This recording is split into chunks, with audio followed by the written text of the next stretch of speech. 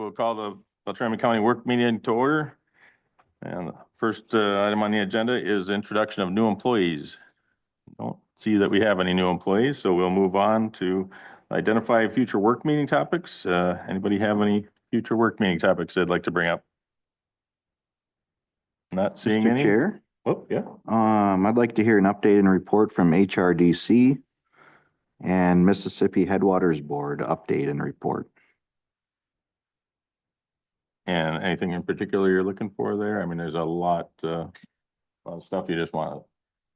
General information, any news items lately, I was actually things that- mentioned one thing on my report tonight for HRDC. Do you want something from HRDC or are you looking for just something from me since I want an update and report from HRDC on the latest and what they're working on ahead. So you would like to have an HRDC employee come and Yes. present? Okay. And same with the Mississippi Headwaters Board? Yes. Okay. We'll see if they're able to do that for us. Anybody else? All right, we will move on to the Sanford Center update. I believe Bobby is here to give us a rundown on the Sanford Center. Welcome, Bobby. Thank you. Appreciate you guys having me here. So yeah, I'm Bobby Anderson. For those of you who don't know me, I know most of you, but there's a few faces that I don't recognize. Haven't had the pleasure of meeting you all. But I've been with the building for a very long time, well over a decade now. Kind of jump into a little bit of my background here for you guys. Like I said, I've been with the building for 13 plus years now. I moved to Bemidji, Minnesota in 2011 to come here for college, for the opportunity to enjoy the outdoors. That was my passion in life. Was a dog trainer at the time and fell in love with BSU hockey as a student. I was a season ticket holder the first year. And then shortly thereafter, I decided I wanted to work there. And I thought it was a really cool environment, great people, big hub for the community, obviously at that time, and it was a great environment. So I started out just working on the operations staff, cleaning bathrooms, setting up rooms, things like that, working on the ice crew. And I won't go through every little position I've held, but I worked my way through the operations side of the building, helped in a lot of different areas, maintenance. That's kind of how I familiarized myself with the operations side of it. Shortly before COVID, was promoted to associate executive director of the facility, oversaw pretty much all of the operations from food and beverage to ticketing to kind of everything there. COVID hit and happened, and we made the transition shortly after out of VenueWorks into ASM Global. And during the transition time, I was the interim executive director, kind of held the crew together, got us through that. And with ASM Global coming in, there was a desire for change at the facility, especially at the helm and the face. So it made sense to bring somebody in, show the new face, really show the community that it was changing. And then unfortunately, 2023 kind of happened to us and we had some issues with some staffing. And I had the opportunity to step up into the role of general manager full-time. And when you watch things happen the wrong way for so long, you can only sit by for so long, right? Well, you guys are all probably up here sitting on this commission. So it was time for me to step up. The team needed it. Bemidji needed it. The crew needed it. And I'll kind of get into a little bit of kind of my vision and my priorities for the Sanford Center and for the community. Number one priority, number one issue we've had for a long time is staffing. There was, 8 general managers in the facility. The turnover was happening about once every year and a half, like full turnover of all the management staff, which doesn't create cohesiveness, doesn't create stability, doesn't set it up for any kind of long-term success. It's just constant, a new idea this way, bouncing back and forth. And so really getting a staff that wasn't just people that could do the job from anywhere in the country to come do it. We have staff in Bemidji that can do these jobs. So that was number one priority. And I'll kind of get into these a little deeper, but number two priority is the community engagement side. There's been mixed messages throughout the years, inviting the community in, not different organizations were in, and then they were out, and Now I'm trying to bring people back in. So really creating the stability on the community engagement side too, and really diving into the community, because we're asking for the community support to be successful. To do that, we have to support the community first. So that's where we're at right now. And then financial improvement and sustainability for the long haul. That's pretty self-explanatory, but I'll get into that a little more. So with the staffing side of it, you know, I believe that people of northern Minnesota, Bemidji community should be the ones running the facility. Bemidji is unique. We all know this. There's nuances that people don't know when they come in. We're not a big city. We're not just other locations. We're different. We're unique. And we need people that understand the nuances of Bemidji to run this facility.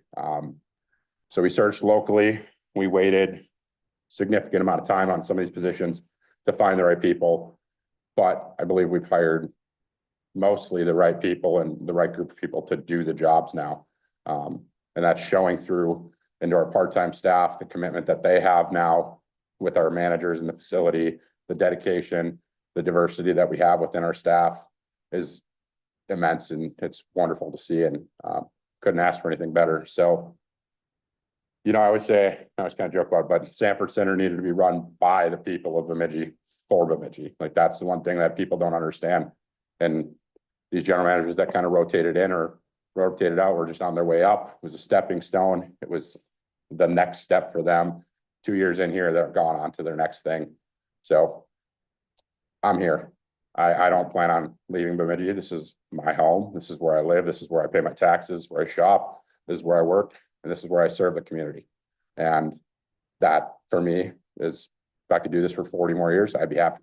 Like, I'm good. I enjoy this. And so we all have such a deep investment into the community because of that. And that's part of what's making us so successful right now. Kind of stepping, that takes us into our community engagement piece of it a little bit.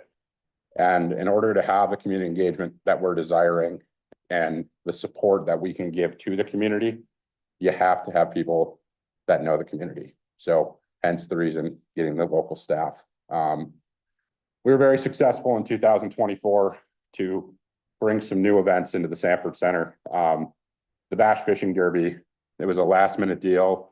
The ice was bad. We got 350 people into the facility on like very short notice.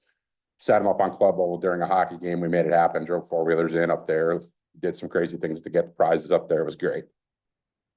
I was at the event, talked to a lot of people, over a dozen.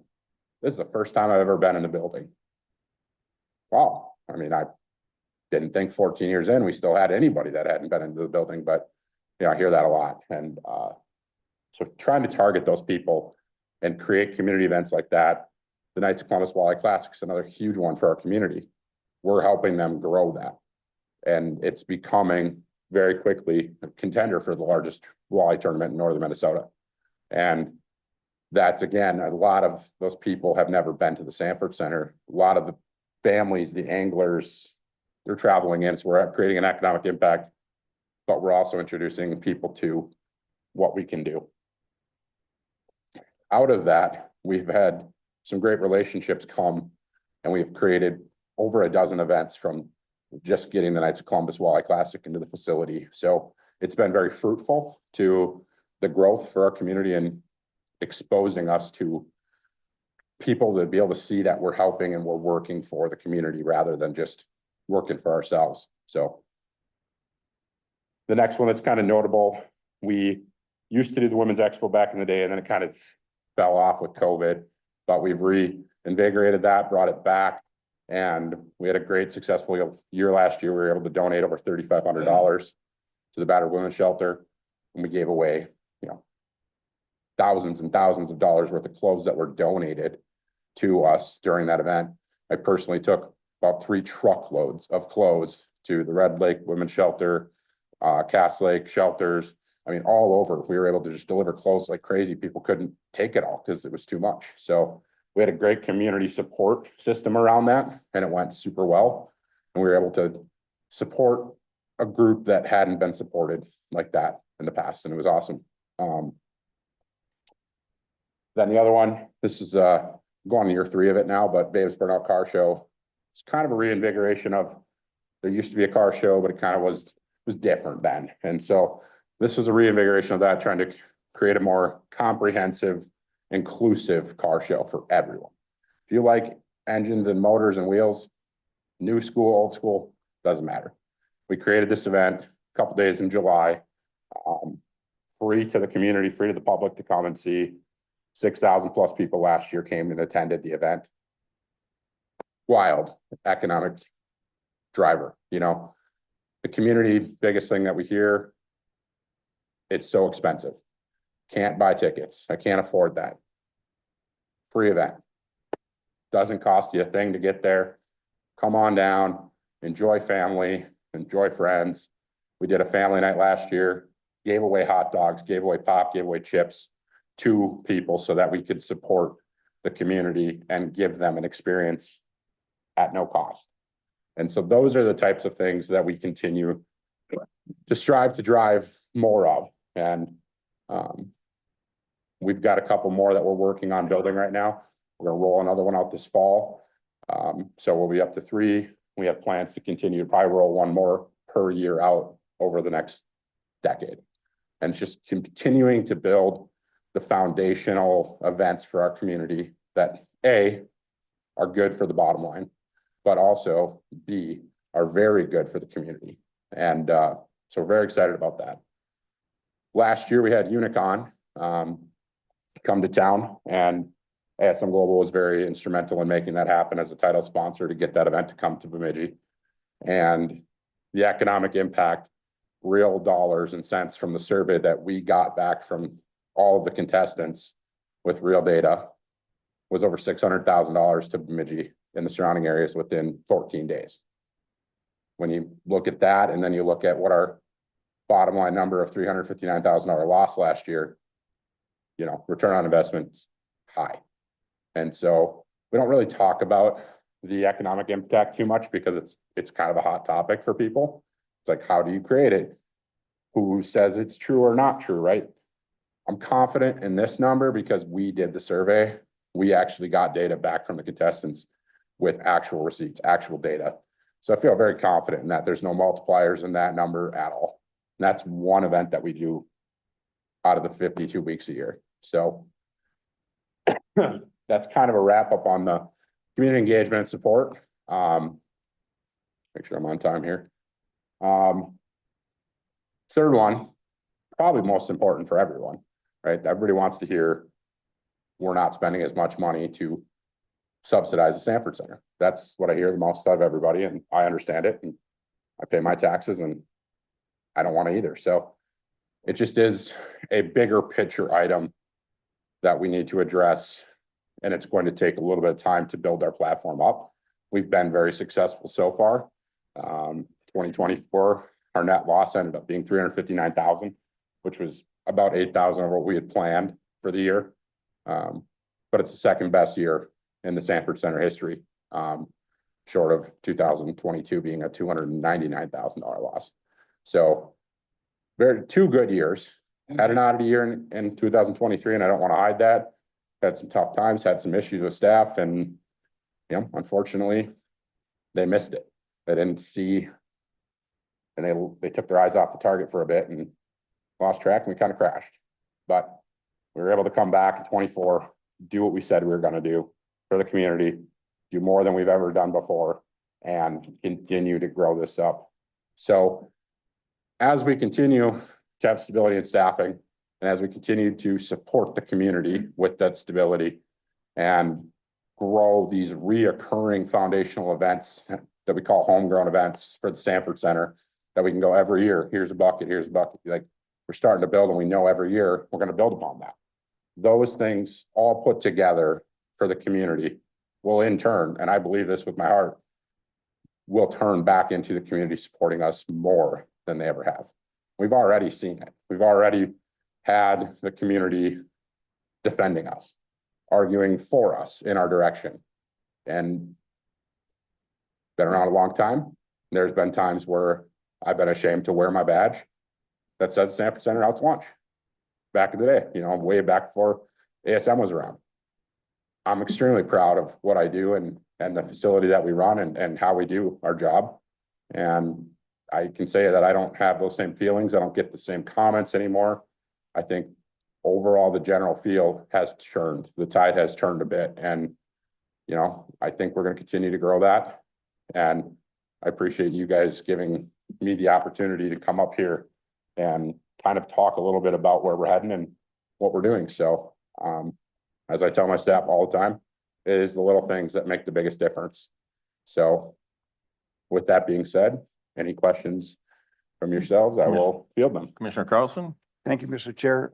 Bobby, do you remember how many folks attended the Walleye Classic this year? Did you get a count on that at all? So we didn't get an exact count, but it was well over 1,000, probably closer to that 1,500 person range. So I think what's amazing to me now, the Unicon obviously was a one-off situation, but Yeah, being a knight and being involved with the Knights of Columbus Walleye Classic, I can tell you that that event, I'm not sure how you did what you did there, but the ingenuity that you put into how do we do a parade and all of that, and it was phenomenal. And every hour on the hour, $100 gift certificate was given out to folks that did not have to pay to come in. And so there again, people got to come in, there was food available at very reasonable prices. And every hour on the hour, $100 gift certificate for like 8 hours. yeah, And it was a pleasure to be a part of it. And thank you for the flexibility and the imagination that you used to put that on, because I know the Knights are pretty excited about that. And I think that's going to be there for a long time to come. yes. So thank you for that. Yeah, no problem. I'd say that that's one of our biggest successes last year was getting that done. We had talked about it for 3 years. And I didn't have enough pull to make it happen. I just couldn't get everybody to buy in on it. But as soon as I got the opportunity, it was like, we're doing this. But you know, he also fishes in that every year too. I do. So, yeah, I enjoy it. I've never been in the top 10. Maybe someday, but that'd be kind of a dream. But Anybody else have questions? Scott? Go ahead. I actually have two. sure. How many events do you host there? Like in a year or a week or? Sure. Yeah. So great example. Let's talk about April this month. We have 4 days in this month where we don't have an event in the building. Okay. We do between 250 and 300 events a year. Specifically, I don't have the exact number off the top of my head, but it's in that range. We do about 36 to 40 hockey games between BSU every year with the men's and women's. We host close to 2,000 hours of ice time for the community outside of BSU hockey. With BSU, we host practice every single day on our ice from noon to 6 o'clock. And then from 6 to 11, it's booked every single day during the season. Convention center wise, between September and May, it's like our busiest time of the year. We have seen an uptick in our event season this summer.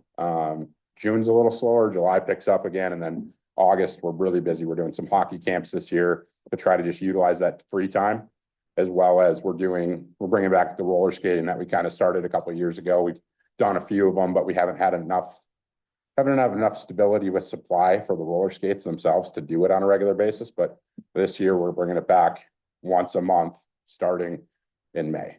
So, Okay. Yeah. One other question, are you still doing for some of the nonprofits in town being able to work concessions? Yep. Yeah. So that's actually a great point. Last year we gave back in earnings to nonprofits that worked in our concession stands just shy of $50,000 for the year. That's all fundraising that goes directly back to them. So that's pretty amazing opportunity for our community as well. And we also, for nonprofits, we have a rent discount of 30% for any nonprofit that wants to utilize the facility. And speaking towards accommodating and working with the community, it's not a one size fits all model with us. And I think there's a misconception in the community about the cost to utilize the facility, probably because it was an issue in the past. I believe heavily if there is a opportunity, we will find a way to make it work. Knights of Columbus is a perfect example of that. That's not your typical rent model. We went in and partnered with them on that event to make it a success for both ways. So my biggest encouragement would be if anybody wants to try to do an event and they've had an unsuccessful run at it in the past, give me a call. My phone number is on the website. I'm pretty much accessible all the time, and I'll talk to anybody about it. And I want to get everybody an opportunity to come back. Perfect. Thank you. Thank you. Chair, Commissioner Sumner? not a question, but a comment. First, I just want to say thank you for coming to give a presentation to the board. I've been around for quite a while, and I think this is the first time that I have heard, a presentation from the Sanford Center. So I just want to, let you know that I appreciate, the information that you provided. Oftentimes, throughout the year, our constituents ask us, what's going on at the Sanford Center, or, what's the county's involvement in? And, the county doesn't have an involvement. So that's why, I just want to express my appreciation to you and the Sanford Center for coming, to Yeah. the board and giving us an update. I appreciate the invite to come, and Tom reaching out to me to ask me to stop by and do this with you guys. And I like that we're having these conversations, because I've been introduced to a lot of people that have said the exact same thing. That they've never heard from the Sanford Center. We've been quiet. We've been kind of tucked away down there. And we really don't share our message or our story. And like I said, not all of it's great, right? There's been some issues. I get that. It's tough, but we're here and we're doing the best we can right now. And I can assure that as long as I'm sitting there in the driver's seat, that we will do what's right for Bemidji first. So I'll actually be there in the next few days here for the Mason Brothers Warehouse Show, which is another one that you had that has gone over well, and they came back again this year and for my real job. And Commissioner Gould, did you have anything that you wanted to comment on, or? Yeah, I just want to thank you for coming in, Bobby, accepting the invitation. It's true the county doesn't have a 100% direct involvement with the Sanford Center, but it does have tens of millions of dollars economic impact every year that supports many businesses throughout Bemidji and Beltrami County. So I'm a proud supporter of the Sanford Center. I think, we'd be in a much bleaker economic situation if it was never built in the first place. So I take a lot of pride in the building because I helped initially with getting that going and everything back in the day. And, I think it's okay that, there's an operating loss every year. The city of Bemidji is not a for-profit business.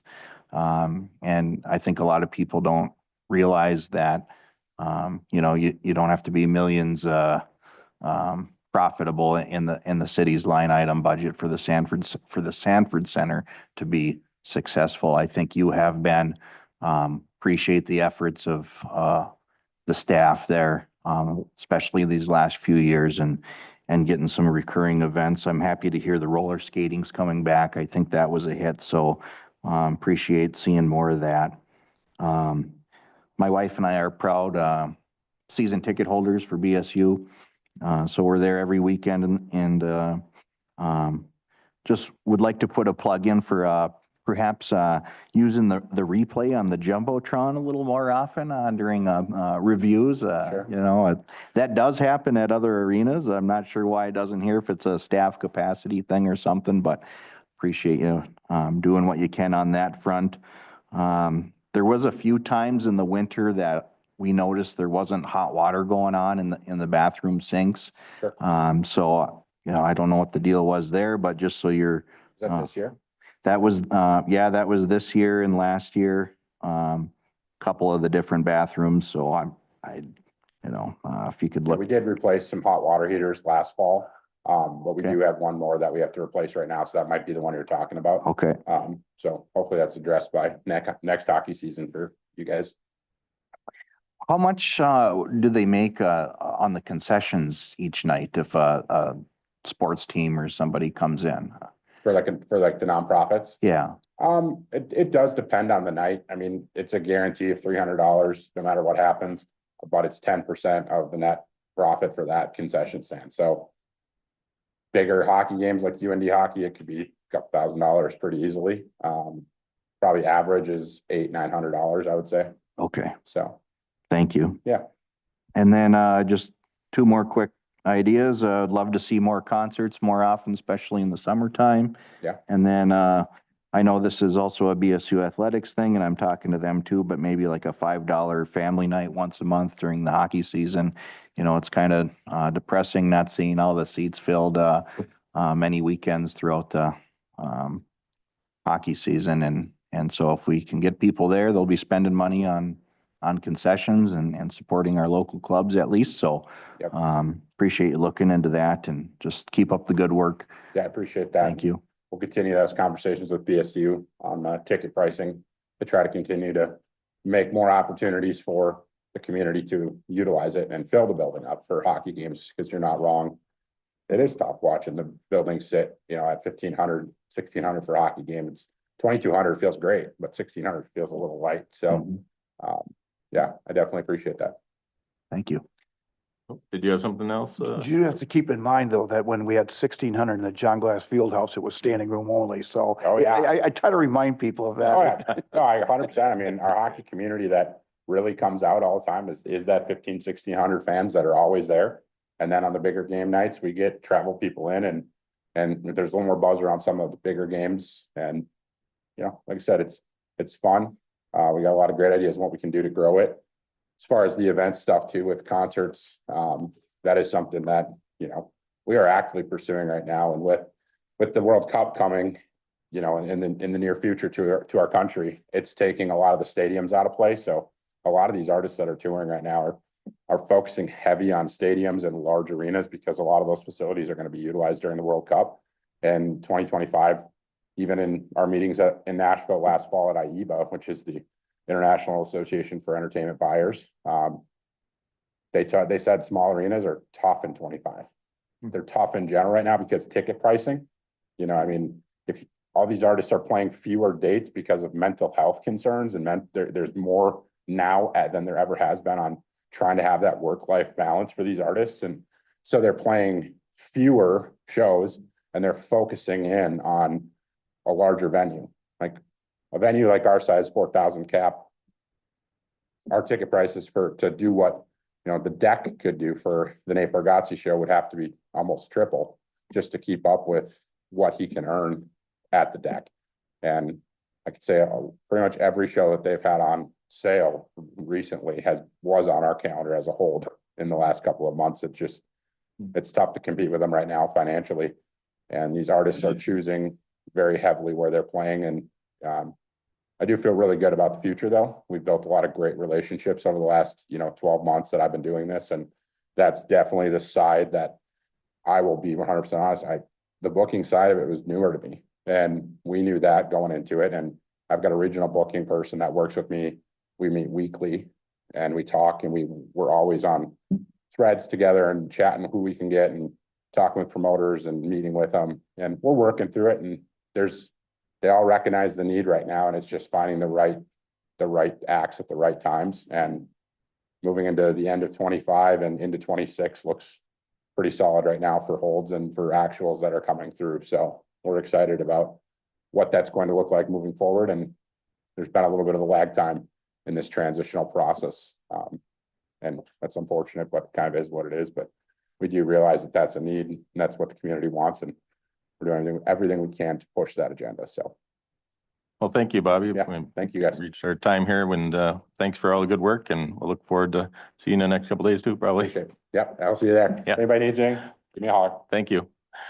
Bruce, up next for the couple of things with the Public Works Department, highway projects and such. If I can, I'd like to take them in reverse order. Oh, on sure. the agenda there, just to make Yep. sure I get through the important ones and Yep. fill the time properly.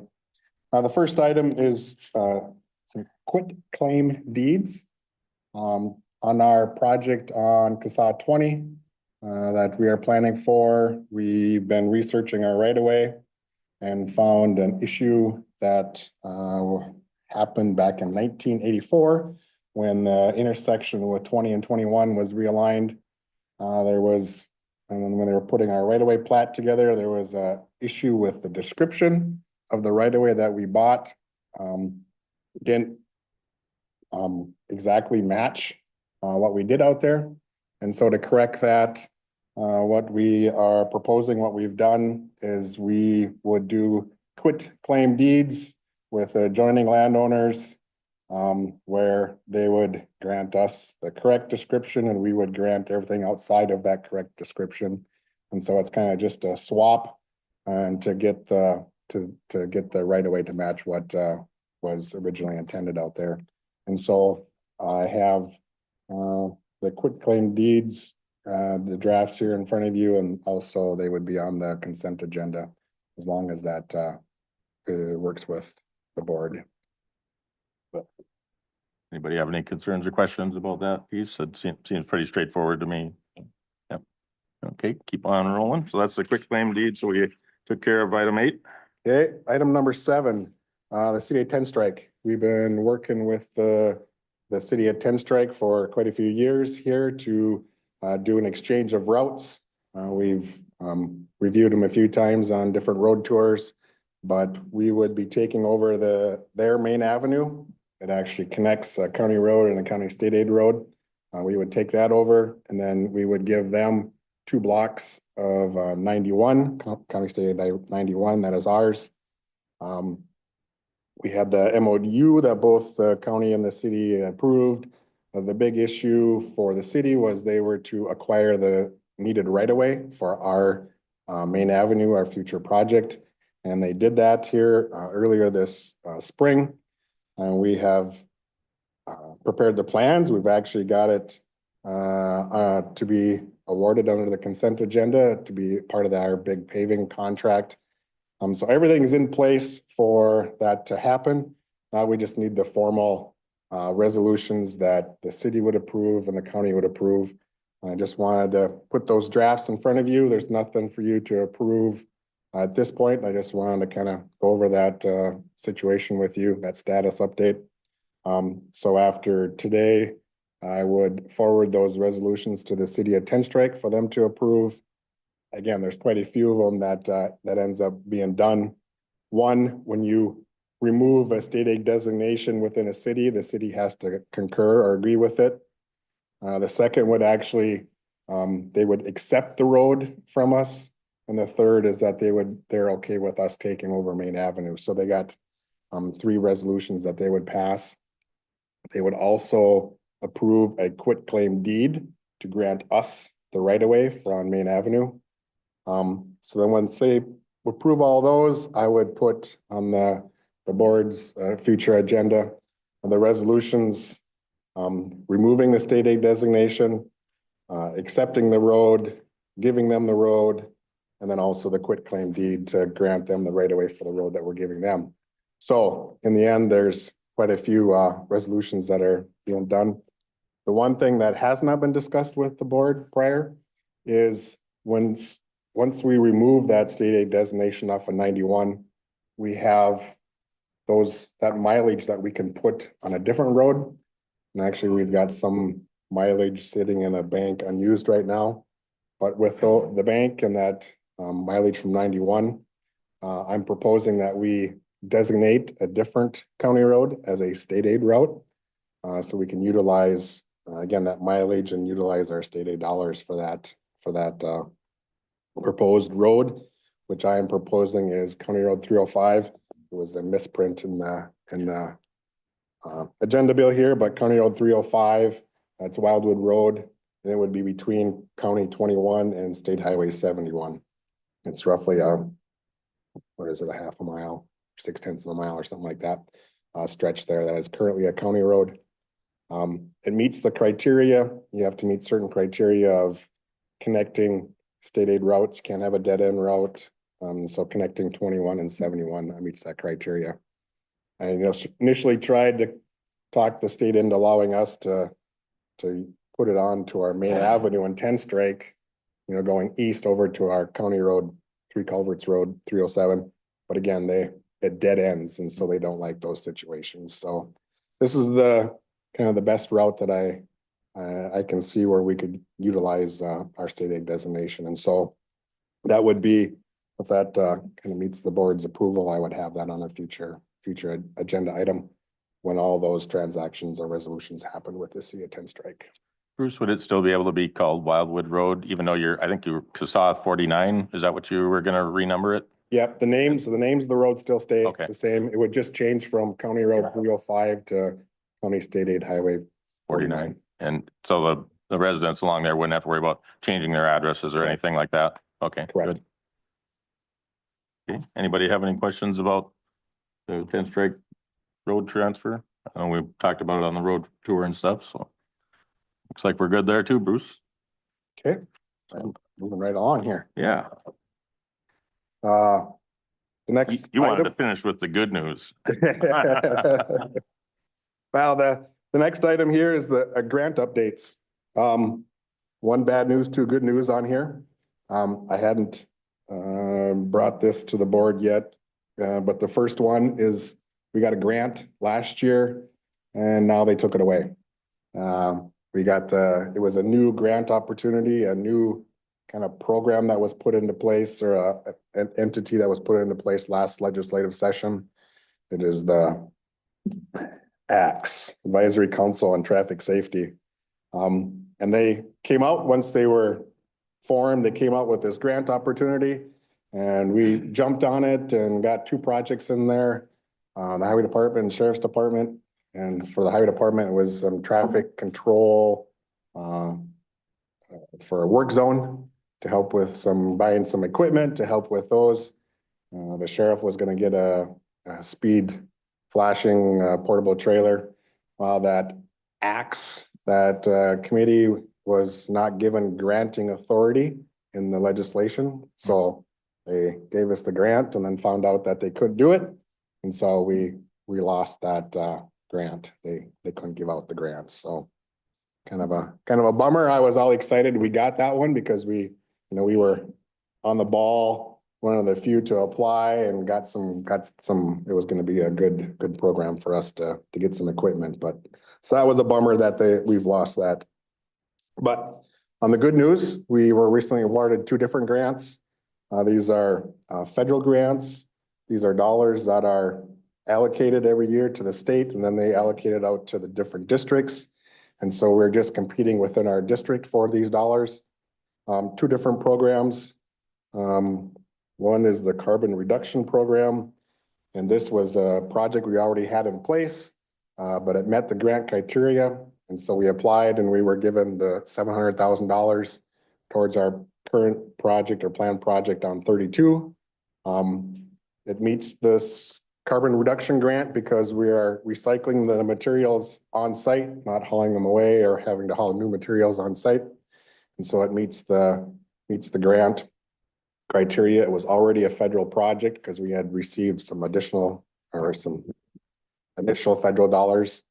And so really it's just kind of adding some additional federal dollars to that project. So that was a good one for us to get.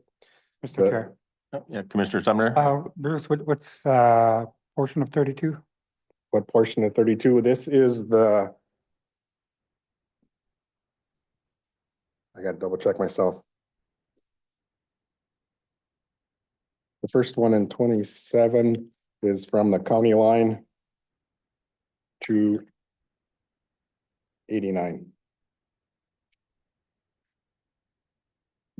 We had two different projects there. This is the first project in 27. It's from the county line to 89, where we're gonna grind up and replace from 89 to 30 is the year after in 28, and that's a mill and overlay.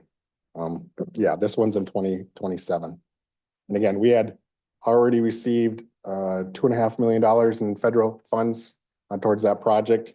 Those dollars are, again, federal, come to the state, allocated out to the districts, and they are for counties only to apply for. And so we had received that one 2 or 3 years ago. We were awarded that one. So just some additional federal dollars to go towards that project. The second one is for our project that we had just put into our 5-year plan for 42, which is Lakewood Avenue. This is for the section from Irvin Avenue over to 21. We just put that into the 5-year plan. And really it was for this opportunity right here is to start applying for grants. This grant came along and we made it fit. I'm going to say we made our project fit this grant requirement. The grant was to address, it's called Protect, but it's to address like erosion control issues or stormwater issues, which we do have along that section of road. No ditches, and then we get that decline or incline on the very east end down to 21 that washes out.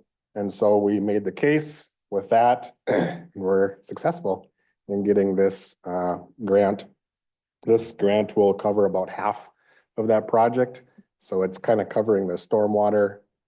I mean, we're going to put in curb and gutter, stormwater, and stormwater treatment. And so it's covering that aspect of the project. And so it's, again, it'll help cover about half that project. So that the one change with this project though is it would move it up a year to meet that grant funding.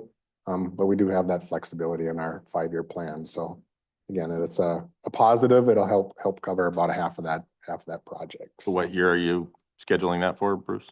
It changed it from, it would change it from 29 up to 28. Okay. So it's still out a few years, but. That can be a curb and gutter thing and a walking path too, or no? Yep. Okay. Yep. Yeah, we had done the initial kind of preliminary design on it, and we'll have some work to do to try to figure out the stormwater treatment and right-of-way issues. But with getting the grant and having some time there, we should be able to get that going. But yeah, no, it's again, it was a positive kind of. There's so many different pots of money out there that you kind of need to look for a project or kind of think through your projects and say, hey, how can I apply for this pot or that pot? And that was the case here. You know, we were up against one other project in the district. They were funded in a different year and we got the funding in this year here. The CRP or the project up on 32, we were the only one that applied for that. But again, it's just kind of having a project there that fits that grant criteria and kind of being right place at the right time with that right project. So that was the situation here on these two. Great. So we'll go ahead and move on. Great. The last item I have for you is just an update on our construction projects. In this consent agenda, you have results of a couple of our bidding bid results, to award a couple of contracts. The largest is the big chunk of our paving projects that we have this year. We lumped them all underneath one contract, similar to last year. And sorry, thankfully, we had kind of similar results. You get a big project out there, you get lots of contractors interested in it. And we have Hawkinson Construction out of Grand Rapids is a little bidder on that project. They did the same project for us last year. And so we got some good favorable bids and kind of save some dollars from what we originally planned there. We've had a couple other contracts that you awarded at the last meeting, but we're doing pretty good of getting our planned projects out to bid and under contract. And so we're doing pretty good here this spring. And so we have our big paving projects. We have our paving project on 15 on Irvin Avenue. That was done last time. Again, that came in under estimate, so that was favorable. Another project is a joint project we're doing with Clearwater County over on the county line. They're handling the contracting and everything with that, and kind of the same thing. Those bids came in, 30% under. So that was again another favorable project to get underway. Bruce, what do you attribute the much lower costs on the bids. I mean, between the paving and the seal coating, we're almost 2 million less than what was estimated. So were you overestimating to make it look good? No, we used the price that we had last year, like on our seal coat project. And I guess I have not inquired with them to see why the prices are down. Usually the big is the price of oil. You know, with the seal coat and our paving projects, it's just whatever price that they're having to pay for that's the big dollar item for them. And so, and we don't see or know exactly what they're paying for the price of bituminous oil, but I'm suspecting that's the big part of it. The other part of it, a lot of times, is the cost of fuel, but that really hasn't Yeah, I don't changed think a either one of lot those have to changed a that lot. dollar amount. Yeah. And so, I mean, my first thought is just that price of the bituminous that they're able to get out there. Because it's not like it's just one of them that's way low. It's all of them. Yep. And yeah, like I said, we're seeing it. Clearwater County got it. You know, and other counties are seeing the same thing. And so it's got to be it's not a Beltrami thing. Yeah. It's a kind of industry-wide thing. So That's well, kudos to you for getting the bids and stuff out there early too, where they're hungrier too, and Yeah, I think that has something to do with it probably too. that definitely does have a part of it. Putting our paving contracts a bigger quantity helps bring in interest from a whole bunch of contractors. And so those are a big part of that. Other projects that we're continuing to work on, the biggest would be the project on 20 on the north side of the lake. Again, still working with Northern Township, kind of on their timing. Their timeline is what's kind of running that project, but we're still pushing ahead with that project. The intent would be potentially that the utilities could relocate their stuff this year. And so when we get to next year, the contractor would have free reign and the utilities would be out of the way and so won't be any delays. So that's kind of the tentative what we're hoping for there yet, is so we could still see some work on 20 this year. The next project on the list is our pedestrian bicycling bridge out on the scenic highway on 39. That one kind of just they keep saying the funding is there for us. It is being delayed right now with historical issues that we've had out there. And but we're still trying to push ahead with getting that underway at some point. So again, they keep saying the funding is there for us. So we're gonna keep trying. The other projects we have that we're still working on is a district-wide edge striping and centerline striping. Hubbard County is handling that one, and it's out for bid right now. And so it's a safety project. We get covered with some federal safety dollars on that. The next project on the list is our bike trail out to the high school from Jefferson Avenue to the high school. That one was a grant that we received, and the plans are being reviewed by the state, and looks like everything is kind of coming into place as far as permitting and right of way and everything out there. And so that we're still looking for like July to before school starts, kind of a time frame of doing that project. And so that is kind of that summer season when school's out. So we're still should be moving ahead good with that project. And then the last item that we have on the tip, our 5-year plan, was a project that did have federal funding that was delayed. And that is our county road safety plan, or an action plan. We received some federal dollars. The reason that one was delayed or on hold is that was a direct appropriation from FHWA, Federal Highways. And so they got all those projects, that similar projects with that funding source, are put on hold. We were waiting for our agreement to be approved. Those that are underway or had their agreement in place are continuing, but those that weren't under contract are on hold. And so that was a $250 $200,000 in federal funds and 50 in state funds, but we are hopeful that it will continue once those types of projects kind of are approved. But that's the only delay or issue that we've had with the federal projects. But so then that would be our overall our projects are for this coming summer. We will be doing a lot of work across the county. I have that on the agenda bill here. We're doing 31 miles of paving and then 60 miles of chip seal. So we're going across 90 miles. We have just over 400 miles of paved roads out there. So we're getting across to just about, 20 to 25% of our paved roads out there. So the public will see a lot going on out there this summer. Overall, we were originally looking at a $20 million construction program. Like you pointed out, we've had quite a few projects come in under. And so we're, with bids, we're down to about that 18 million right now in here. But then with the delays on the different projects, the bridge and 20 and those, the project on 20 is a big project. So we're down more like around a $14 million construction program for this summer. And that's still above average for us. So it'll be a busy year for us.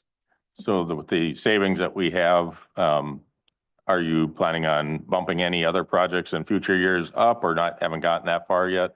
Do we have, the county state highway funds or whatever that we saved by having the bids come in better? Can you talk to anything like that as far as additional projects we might be able to get done in the 5-year plan because of that, or?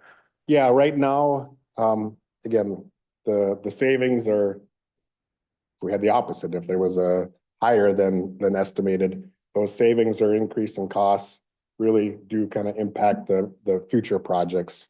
What we can do, either you're adding projects or reducing projects. At this point, the dollars, we have one new project that I will be proposing would be a joint project with the County of Marshall. Marshall County handles our County State Highway number 1 up by Grigla. They handle the construction and maintenance of it, and they are proposing a project. Sorry, I forget, 1 or 2 years out.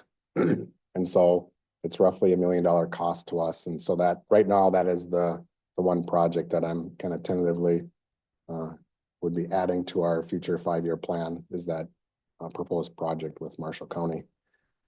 Otherwise, everything else just kind of filters down through, and at this point, I'm more comfortable with staying that, just to kind of see where we got a couple of big projects coming up with our project on 20 and our project on 22.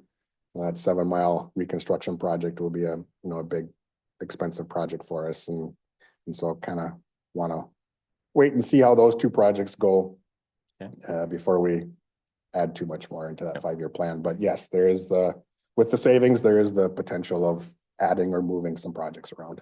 Okay. Any other questions for Bruce on the projects or any of these agenda items? Doesn't look like it. Thanks, Bruce. Great job. Thank you. Yeah, that moves us on to the current jail facility project design proposal. Tom's going to take that one. Yes, sir. Good afternoon, commissioners. I have a couple items before you this evening, or afternoon, I should say. The first one is the current jail facility design proposal that's in front of you. This is something I promised about a month or so ago that would come to you as a second phase of the building condition assessment of the existing jail. You might recall that we are attempting to try to figure out what to do with the existing facility. And of course, that work involves having to analyze the existing systems and infrastructure, the footings, foundation, the roof, all of that sort of stuff, to find out if it's worth trying to rehabilitate or repurpose that particular facility. That project is underway right now. That was Kraus Anderson's proposal that you approved maybe 4 or 5 weeks or so ago. And so we will be getting information about those systems and the infrastructure and condition and all of that stuff, which will then inform the secondary phase, which is the architectural and design phase. So There are through this potential contract here, there's 3 different design options that we're going to be pursuing. And this is something that's been talked about at great length with the design and operations team. And that includes option 1, leaving the building kind of as it is and trying to gut or repurpose whatever we can in the facility. And then also attempting to figure out how to make the Sally Port work for us when we bring inmates to the judicial center from the new jail and then vice versa.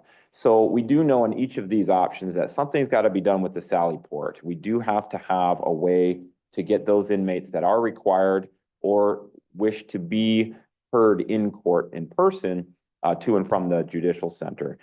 So that's the first option, is how can we leave the facility if we can, and improve it and repurpose it and also deal with the Sally Port.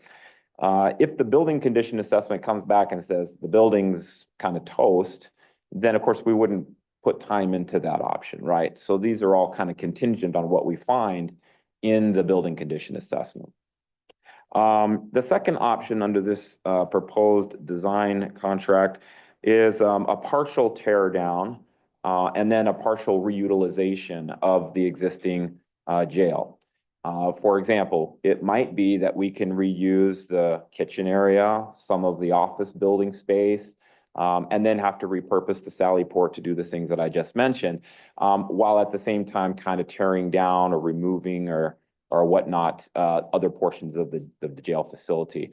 So this is kind of a, partial tear down, partial rehabilitation option. The third option would be, we can't use anything in the current facility. And so it's probably more cost effective to just tear the thing down. And that option is number 3.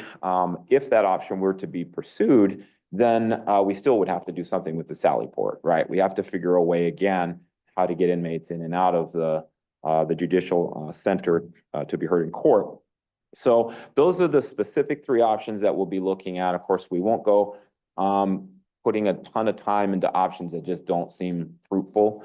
And then, of course, you will be given these options with that information. A presentation will be made. Recommendations will come with that, and then you'll be making the decision of how to proceed at some point in the future. I imagine this timetable will probably stretch into maybe mid to late summer once we get all of this information kind of put together and these design concepts and feasibilities kind of all worked out. So you probably won't hear from the team except maybe through the regular updates that we already provide you on the jail until probably mid to late summer. This contract would run about $14,440. This funding is already been set aside in the jail budget and is currently contemplated there. So there's no additional cost above what we've already budgeted for this type of work. And then the contract, it appears as an exhibit to your documents here. And I've placed that in the consent agenda. If that's something you want to speak more about or have a different direction, we can pull that off the consent agenda and put on the regular agenda, but that's where it is at this point in time. So maybe just a quick update also on the jail itself, the new jail. You've probably seen some equipment that's already been mobilized and sitting on site. And I think if it weren't for this weather system that we were getting now and into the next couple of days, we probably would have saw activity probably this week. So that might be delayed a week or so, but I know they're excited to get started. Things are aligning very well, and I know the team is ready to go. So that's what I had for you there, but I'll take any questions you might have on that design contract. Anybody have any questions for Tom? I just have one on when they're looking at the repurposing of the facility. I would assume and hopefully that they are also looking at, like we did with the new jail, the total cost of ownership of if we were to repurpose and keep it in its existing full sized everything, all the heating and maintenance and all the stuff that's old in there currently, how much that would cost to maintain and so on and so forth. So if we were getting to remodeling it so we could get some revenue out of it to help offset that, all those kinds of pieces of the puzzle, I would hope that they're looking at it that way, not just strictly construction cost. Right. I think that's a great reminder, and that is certainly that is the attempt, Mr. Chair. And so the way that we have designed these scopes is to start at the high level. And I think most of us probably have a suspicion that we're probably not going to be able to reutilize a good portion of the jail. And so either the option 2 or the option 3 is probably going to be more likely. When we get to those options and we know more, we'll probably look for guidance from both the design and operations team and also from the county board on what level of detail you'd like us to continue that work. So right now, all that's been contemplated under these 2 contracts is kind of a high level. Here's kind of what it looks like with brackets of ranges for estimates and types of things that need to be done, some concept drawings and that sort of stuff. If we really like a design concept or an alternative, we can certainly roll up our sleeves and do more work to get at that level of analysis. But initially, at a high level, it'll be broadly considered, but certainly there'll be time for us to get more specific if that requires. So, Great. yeah, great. Well, thanks for that, Tom. Yeah. What do we have next on the agenda? Jail property purchase agreement. Are you handling that one as well? Yes, sir. Alright. I can handle this one. So as you know, as we have developed and, well, I shouldn't say developed, but designed the current, or I shouldn't say current, the new jail, we have had some property boundary issues that had to be addressed. You might recall late last year, I brought to you some easements for Otter Tail Power that we got finalized and resolved.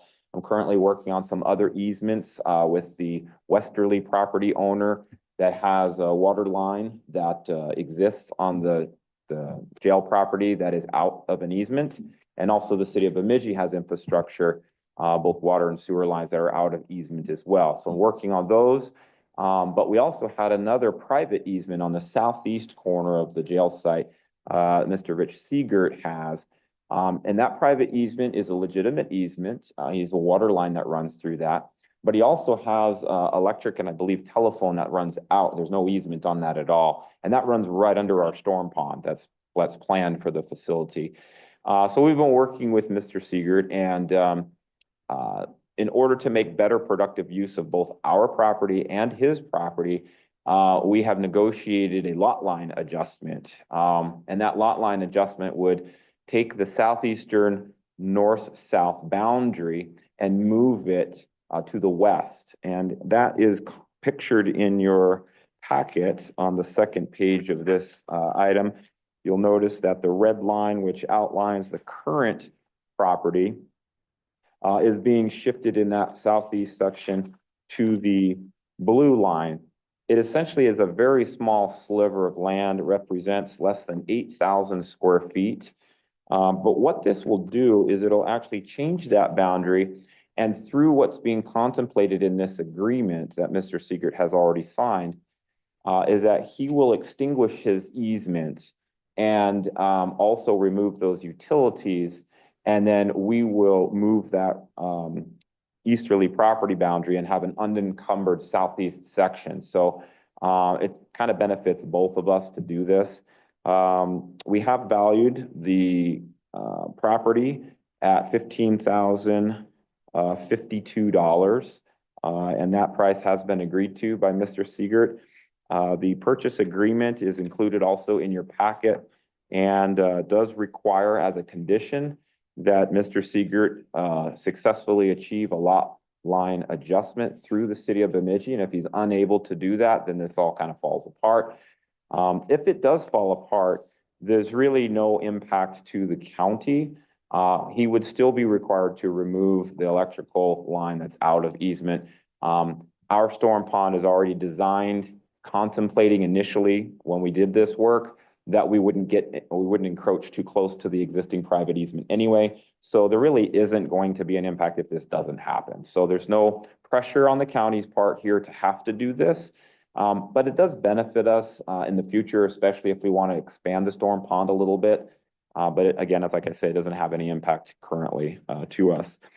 So it is a little bit more complicated of a transaction, and in some cases a little more simplified. We're not contemplating to use a title company because we can handle all this through the county recorder's office. So we won't have title costs or any of that kind of thing. But we do have to do this, the county attorney's office is recommending through two quitclaim deeds. The first is us quitclaiming property over to Seegert and then having him extinguish the private easement, do the lot line adjustment, and then quitclaim back that portion that will come back to the county. So those documents probably look unusual from other transactions that you've seen because there's quite a few documents in here. A couple certificates of survey and legal descriptions and that sort of stuff, but that's essentially what's going on. For the most part, it is a pretty straightforward transaction. This would require the board chair to attend the closing and sign the deeds here at the county office for the recorder. But essentially, other than that, it's pretty straightforward. I know Mr. Seegert is anxious to get moving. This is taking a little longer on our part to try to get all the pieces put together. He's told me he's already been down to the city and is going to be knocking on their doors tomorrow if you guys approve this. So in any event, I'll stand for any questions you might have on that particular item. Anybody have any questions for Tom? Commissioner Carlson? Thank you, Mr. Chair. I just wanted to thank Tom for all the attention that he's paying to these specific lot lines and everything else. We could have just gone willy-nilly into this, like evidently some things have gone in the past. So I appreciate your getting those cleared up so that they're very, very neat. Thank you, Commissioner Carlson. Maybe one last thing to add, if I can. Yeah. You might recall because the property was donated to us by Mr. Finkhanel, the agreement, the donation agreement that we signed and he executed does not allow for this without his express written consent. Just as an aside, we did receive that. So he's blessed this and we have an agreement with him that amends the other agreement. So everything's in order on this too. Great. Mhm. Thanks. Thank you. Administrator Barry. And policy committee discussion is next. Who's the lead on that one? I can take this, Mr. Chair, if you'd like. Okay. So I think we're all pretty familiar with this concept, this idea that I put together a few months back, last November, December-ish, with some input from Administrator Barry. Basically, the idea behind this policy review committee is I'll just share a line or two from the draft scope of work. The purpose is to oversee systematic review, revision, and creation of policies related to county business and operational procedures, excluding the sheriff's office and personnel policies found in the employee handbook. This will ensure that policies are clear, relevant, and reflective of the county's current needs and legal obligations. So basically, it'd be a committee of 5 people that would meet as needed or quarterly to just kind of take a look at current policies. And one of the main goals is to compile a comprehensive policy booklet or resource with the goal of that happening by the end of next year. Because there's been times throughout the years where either a commissioner or an administrator or department head needs to know what the policy is, and instead of digging into previous meeting minutes and searching for hours, we would compile an actual policy handbook. So it would be easily searchable by topic. And the whole idea behind this is to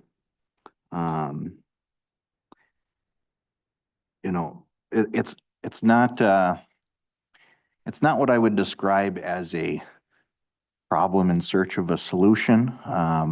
We have had some kind of loosey-goosey policies throughout the decades here, and I want to say Commissioner Carlson was actually part of my inspiration for bringing this forward with the per diem committee that we established. This would be kind of a more of a general committee that could take a look at several different county-related policies. There's no cost to it. We already have 50 committees. What's one more? So I guess with that, I don't have any issues. I'm in, with any of our department heads or anything like that. It's not an attempt to be micromanagerial. It's just, this is something that's been, talked about at different AMC conferences, and some counties around the state are kind of, taking a look at this to have kind of just a clearinghouse of, a go-to source for policies. And, you know, wouldn't have to be a committee that comes up with new policies all the time. That's certainly a possible, scope of activity. But it's mostly to just kind of get together and look at our current policies and compile them all into one document. So, with that, I think it's come time for us to just kind of, either decide to forge ahead with this or not. So, with that, I'll end my comments there. Thank you, Commissioner Gould. Yeah. Any of the other commissioners like to comment on it? Commissioner Sumner? Well, Mr. Chair, I think, looking at, what we do as commissioners, and part of our duty is to set policy for the county. And I think, this would allow an opportunity for us to exercise our duties as commissioners to review and kind of update some of the policies. I mean, in the past couple of years, I think we've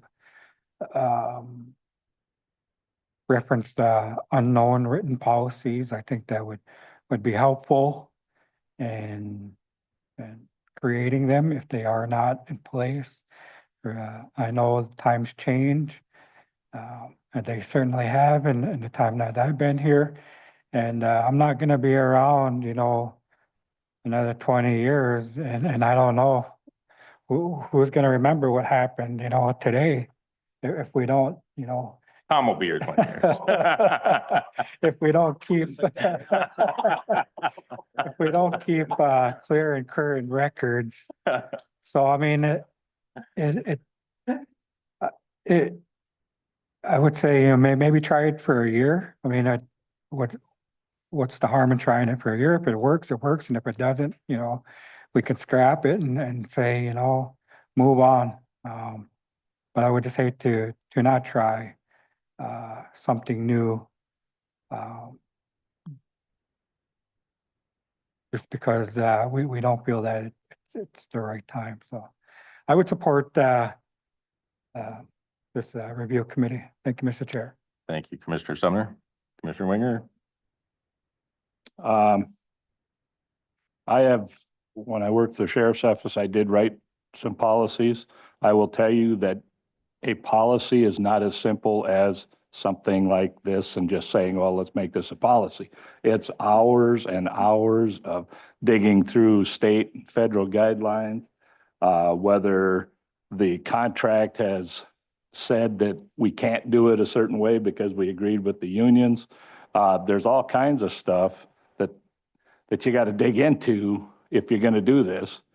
And I would certainly hope, well, and I'm pretty confident in the leadership that we have within the departments and everything else to keep up on their policies. I agree that new policies or new items, if they need to be added, there needs to be some policies written. But to go over the policies that exist within the county already, and go through each department, other than those two, you get over into human services, it would just be ridiculous to even try, in my opinion, because there's just so much and everything's mandated by the state. So then we have to go and sit there and try to figure out what's mandated and what isn't. And from my understanding, just about everything is in almost every department here. So there's policy and there's procedure, which are two completely different things too.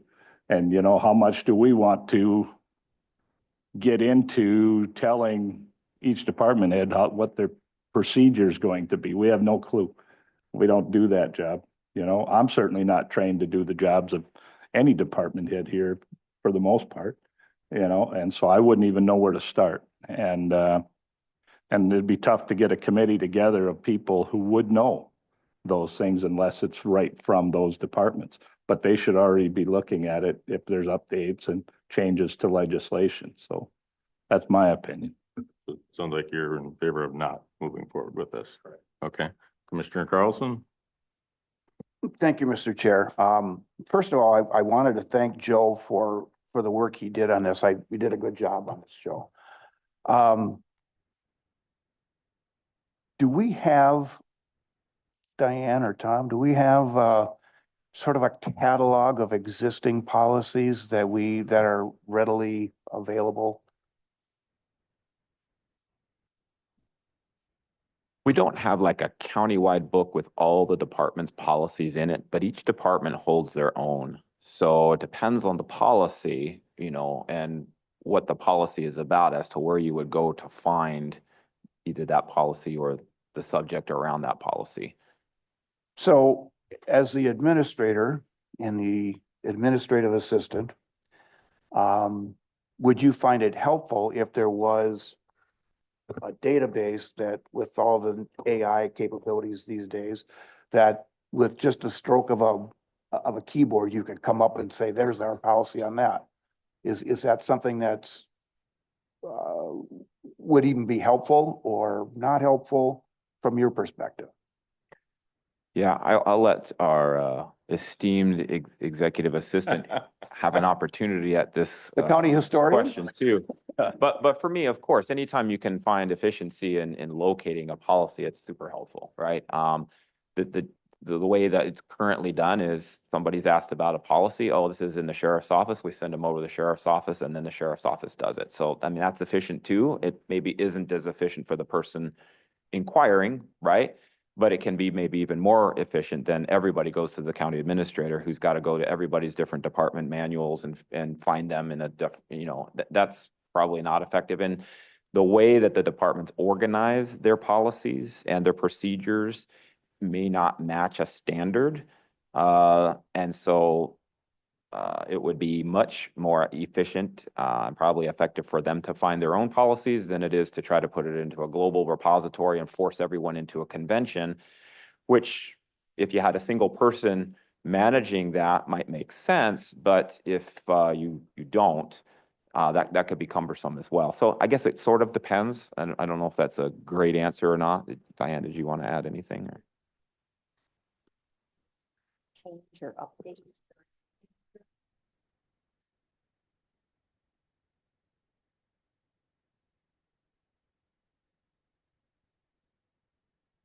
So it seems to me that if we have a need for a new policy when it comes up, I think, Joe, the work that you did on this is great, and I think we could utilize this format. I don't think that we want to have a standing committee. What you'd want to do is you'd want to have one or two commissioners and the department head whose policy is in play and not just a set person, and the administrator. And I think, so rather than actually set up a formal committee, we could utilize this framework, which is really good, I think. And we can move that forward. But I think in terms of actually setting up a committee without really having a policy to discuss right away, probably seems like make work. But Good. Mr. Chair, may I editorialize a little bit? County attorney, yes, go ahead, Dave. I mean, I think it's a brilliant idea, but I caution, as Commissioner Winger said, it is not a simple task. I have been pushing for the concept of it on the contract management. We're also running independent department contracts, and we don't have a centralized contract system, which I would love to see change. The administrative or bureaucratic task management that creates similar to a policy initiative. I mean, you're talking FTE time. I mean, like it is not as simple. If you're going to manage it, you have to do it right. If you manage it half-assed, it's not worth doing it. And just committee time, adding another committee is taking my staff's time, taking their staff's time, et cetera. That does hit the bottom line. You don't see it, but it does. And I think if you're going to create a centralized policy system, I'd like to do it at the same time you create a centralized contract system.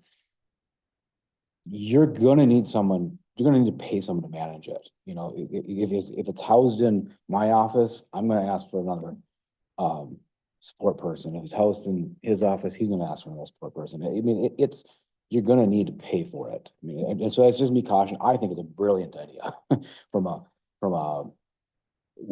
Beltrami County has grown to be large enough where we need to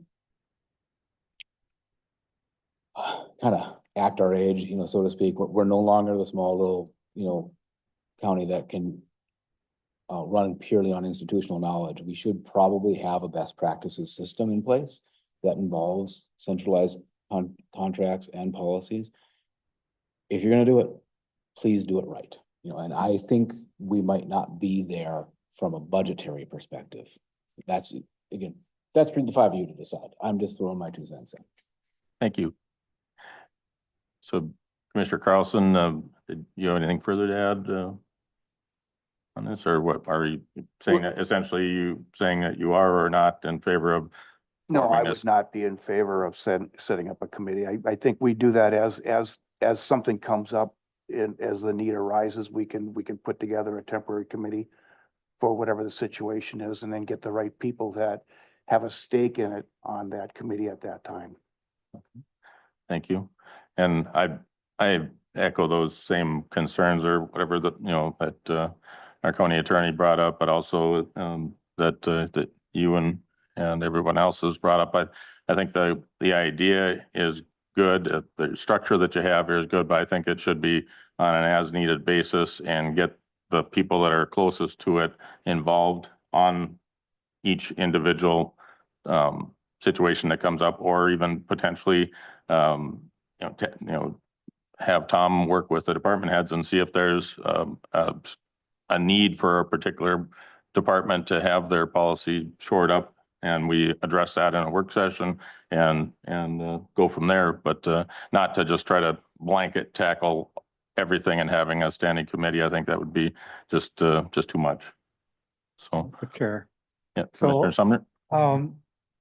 Well, it sounds like it's not gonna move forward, but I'm just kind of curious. You know, what about some of the policies that we, you know, want to review? It takes a majority, right? It takes three commissioners to want to, you know, review that policy and pass it. Would there be opportunity in the future to review that? Or I'm just kind of curious, like, was it a couple years ago with my tribal flag?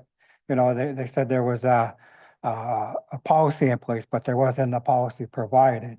So, I mean, I think that would have been a great opportunity for, you know, our administrator or a commissioner to reference, you know, someplace in some sort of handbook saying, you know, this is the policy that says, you know, we can't have these type of things.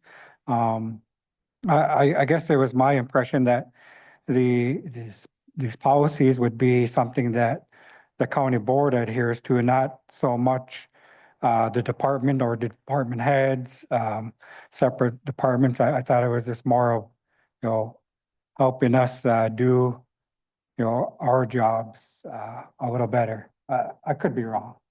I think it's all of the above, Commissioner Sumner, and that, but I think that we need to prioritize and use our time as wisely as we can. As our county attorney brought up, we are not flush with cash, and so we need to make the best use of our staff and our staff time, because that does have a cost to it. If they're working on this and that, then they're not working on something else that they probably should be working on that is more important than our flags or whatever.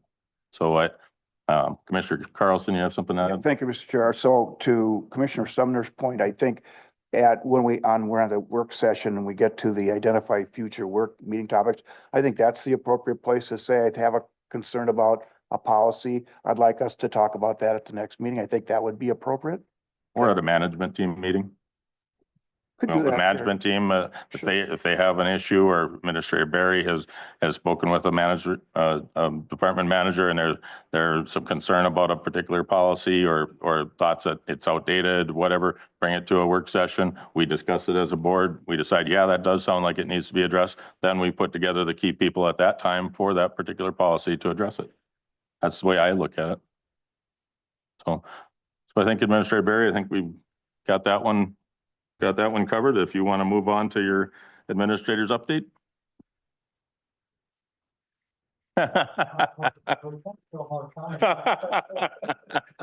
You need some more bullets? Hmm. Actually do have a little bit of the administrator report, but mostly because we did get some direction from a couple of items tonight. So first of all, I'll start off, as you know, the shade store is closing, and we briefed you on that not too long ago. They are going to have a job resource fair on Thursday, April 10th, from 10 a.m. to 2 p.m. for their impacted employees. We were sort of thinking we might be taking the lead on this. It turns out he's actually taking the lead, which is great. Participate with them. But the county will have two booths, a booth or two booths, I'm not sure exactly how we'll have two teams there. We'll have two resources department there, recruit for appropriate jobs, and we'll also have a workforce there as well. So I think we're going to be well represented, and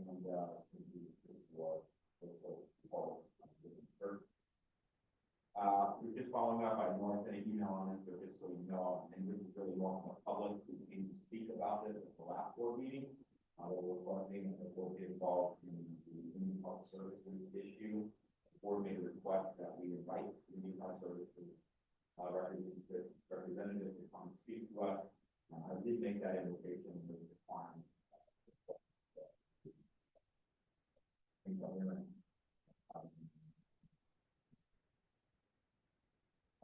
Just gonna let you know, I participated in the Red Lake State of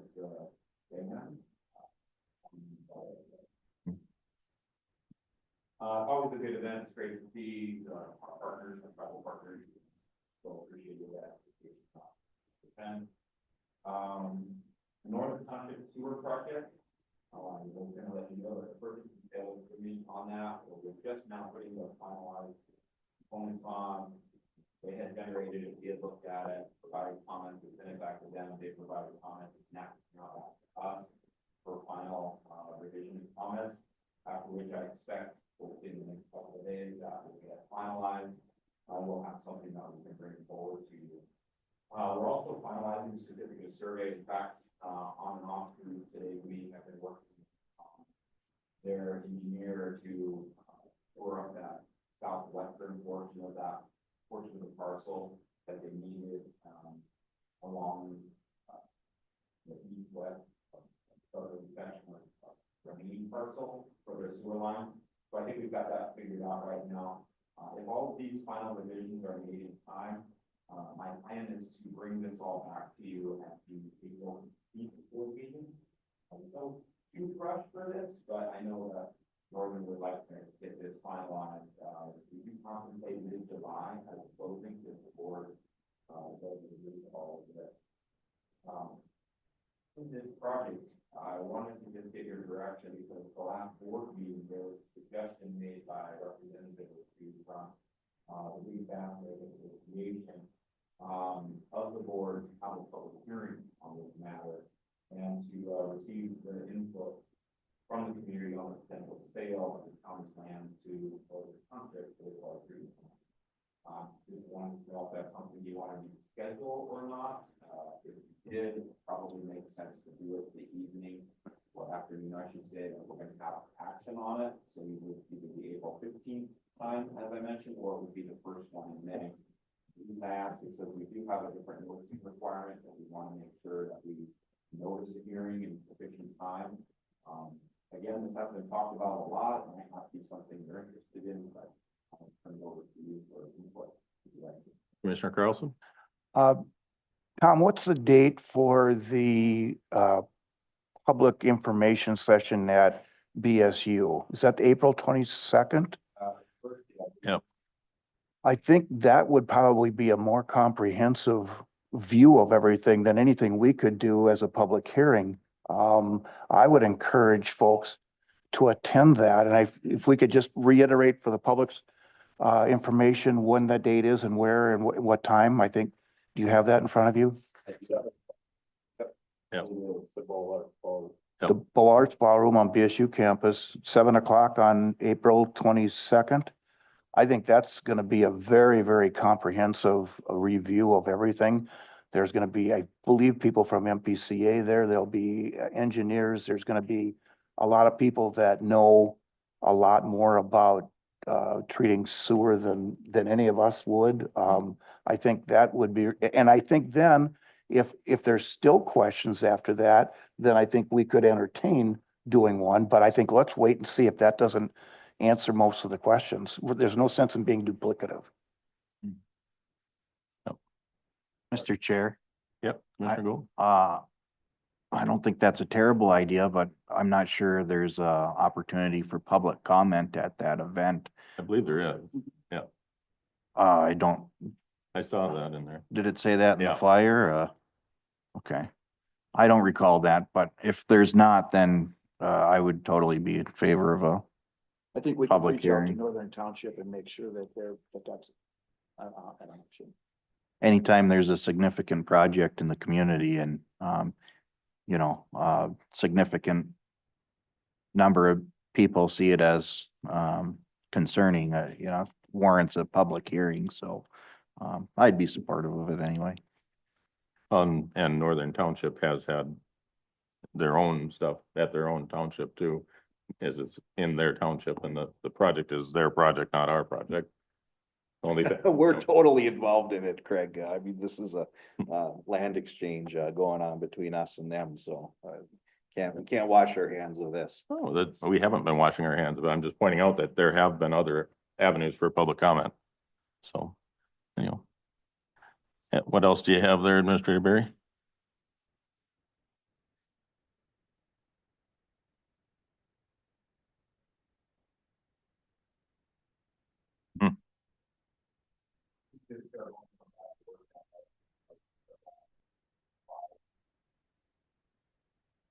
Financial forecast for the state got worse and, rattling, players.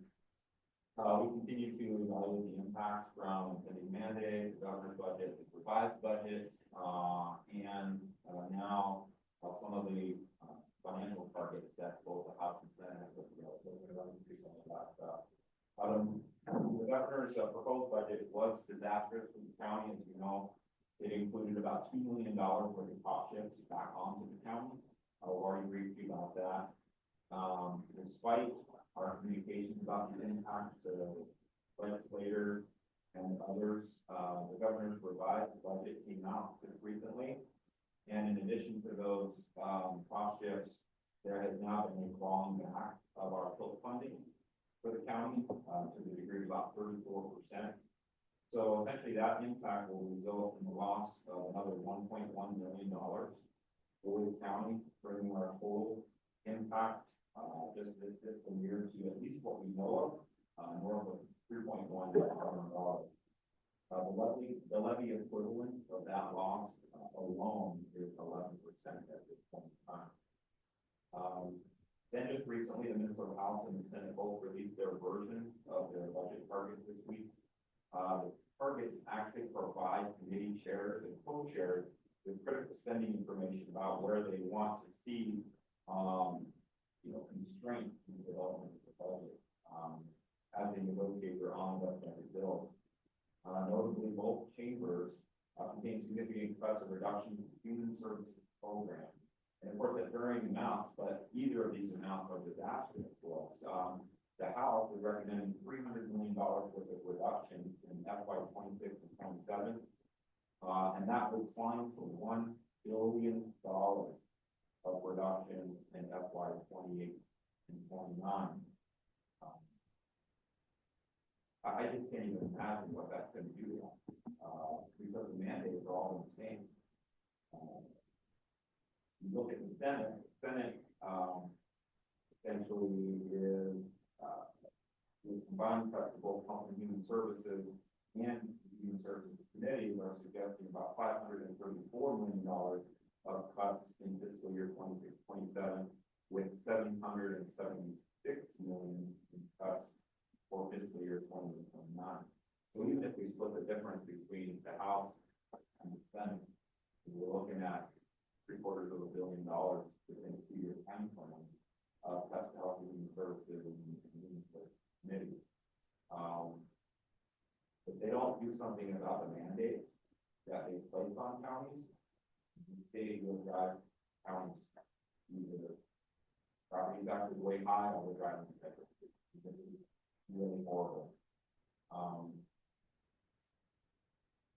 This financial crisis that we're bracing for isn't going to just be a one-year crisis. This isn't, I've talked to the staff already and said it's going to be a tough year, but it's actually not going to be a tough year. It's going to be a tough 3 or 4 years, unless something drastically changes.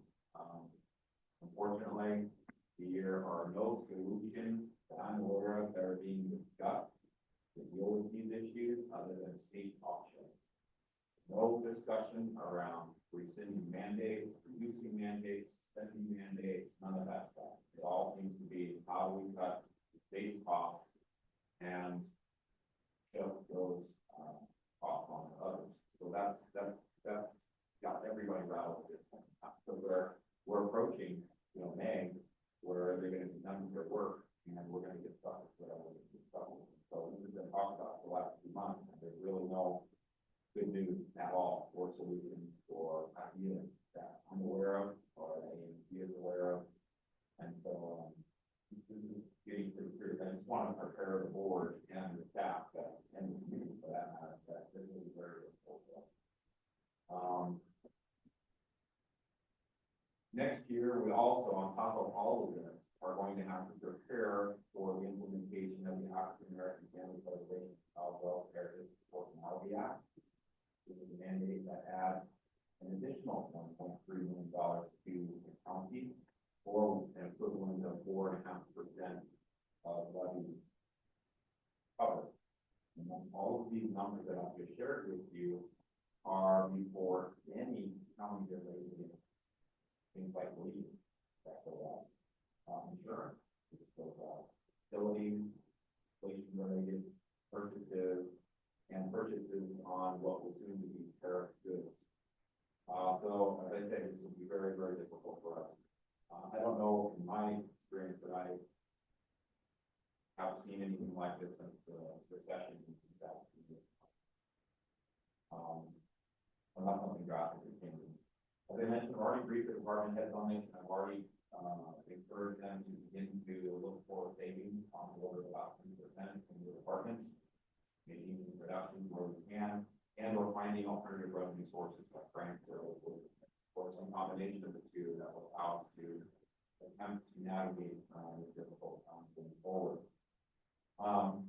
There are some, everyone's kind of scrambling right now to get their message out. And I don't think that legislators are unaware of these impacts, right? It's easier aware and empathetic with the Fed. Some folks, some counties, I should say, are passing resolutions, stating their case and their concerns. So I wanted to throw that out to you if that's something you felt like we needed to do to sort of go on the record. Alternatively, you could have or host a public forum with our local area legislators, kind of like we do at the beginning of the year. We can bring them in, have a one-on-one conversation about the impact and specifically how our community is feel these adjustments so that they have better information to carry back to their colleagues. There are other ideas too out there. I didn't know what your thoughts were on it. It just sort of feels like maybe there's one we could do than didn't need a victim. I'm not sure there's money when we're going to have it. I can go to try it. I'm not looking for more work either at the same time, but and the state is they're in a tough spot too. I mean, it's nobody wants to do that anyway, but they're going to have to. So I guess I'll pause there and just say, is the resolution something we want to do as a county board? Is it a public forum? Or by our legislators or others for that matter, in the press. Probably communicate about how these impacts are gonna be on the county, or we will continue working as diligently as we have time to meet with the rest of the guys. I wanted to kind of throw it out and see if there was a first course of action. Is there any recommendation from our lobbying firm that we have down there of what they, would they like to see us do a resolution? Have you talked to them at all about this? What they would suggest us to do? They have talked with AMC, and AMC is, they're interested in trying to get 10 or 15 counties to, more outwardly share the impacts that are being recommended right now from, both governor and so, I do know that is being recommended, but, I haven't reached out to a lot. It's something we can do and bring back to you as well. But I don't think there's anything massively urgent about this, but in the next week or a couple of days, it has to be addressed. Commissioner Carlson, do you have some? Yeah, thank you, Mr. Chair. Tom, I believe that you have assembled quite a bit of information already, that it wouldn't be weeks worth of work for you to put together a presentation and put it into. I would be in favor of us doing a proposal in explaining the impact, especially from a county that has so little taxable land. And I think it'd be good, to hear from Hennepin County probably doesn't mean anything other than that they get everything anyway. So, but I think they do need to hear from the Beltramis, the Itascas, because I think they're probably in the same situation there where they don't have as much taxable land. I would be in favor of us putting together a resolution that has a lot of those facts in it. I would certainly be fine with that. And what would you recommend that who would we send that to, or would we give that to our lobbying firm for them to work on, or who would we send that to, Commissioner Carlson? We sent it to the governor and we sent it to the Senate and to the House. Okay. Yeah. Is there other thoughts on that? I do. Thank you, Mr. Chair. I was watching some of the stuff from the legislature the other day, and people from Hennepin County, Ramsey County, they were all up and they're all in the same basic position. They're all really frustrated at the cuts. And I kind of thought it was interesting to hear Ramsey County say how unique they were because of the low value of income. But I think it seems like everybody's facing this. So I'd sure like to see us do something that says, hey, we can't do this. Because we just don't have the funds to Right. pick up, 3 million plus, probably that much more each year after. Yeah, to me, if they are gonna cut the funding or pass on the lack of funding to us, then they should be also passing on a reduction in regulations to us to help offset that. We shouldn't be asked to implement new things that are gonna cost us $1.3 million when they're also dumping all the costs for everything else on us. So I think that'd be a good idea to get that fleshed out in a real brief summary resolution to be able to pass on that just spells it in layman's terms, so to speak. Any Commissioner Sumner or Commissioner Gould have anything to add? Not at the moment. No? Okay.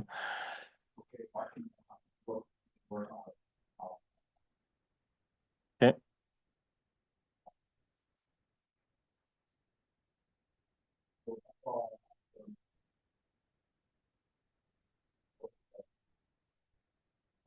That was gotta play the hand you're dealt. So does anybody have anything that they need to or want to have pulled from the consent agenda? Seeing none, so you're good on the consent agenda, Commissioner Winger. So we will adjourn until 5 o'clock.